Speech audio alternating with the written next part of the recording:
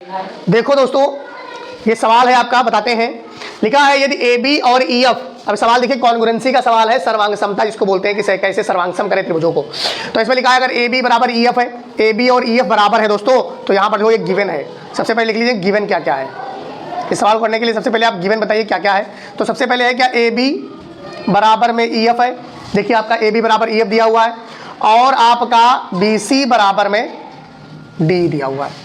और आपने देखा कि A B perpendicular B D है, तो ए बी जो है परपेंडिकुलर बी डी है, यानी कि 90 डिग्री हो जाएगा और ये भी 90 डिग्री हो जाएगा क्योंकि एफ ही परपेंडिकुलर सी है। बहुत बढ़िया सवाल है।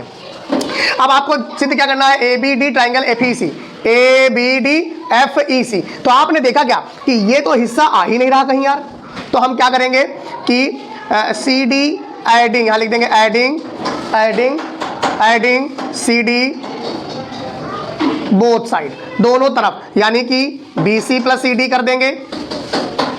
तो देखिएगा जब हम बी सी में सी डी जोड़ेंगे और डी में सी डी जोड़ेंगे तो एक लाइन हमारी बन जाएगी बी डी की, अब एक लाइन बन जाएगी सी की।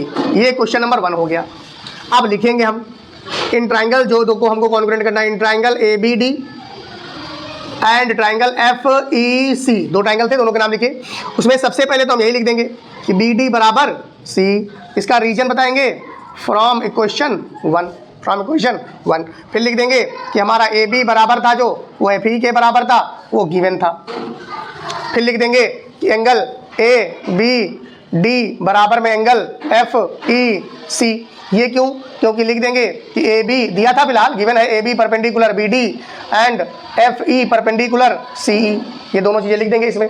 तो खटाक से लिख देंगे, 3 चीज़ें आ गई। जब कोई भी 3 चीज़ें A B D congruent triangle F E C, किससे हुआ है? ये साइड एंगल साइड से हुआ है, साइड एंगल साइड से हुआ, साइड एंगल साइड मतलब दो साइड एक एंगल, दो साइड एक एंगल बराबर था, इसलिए कॉन्ग्रुएंट हो गया।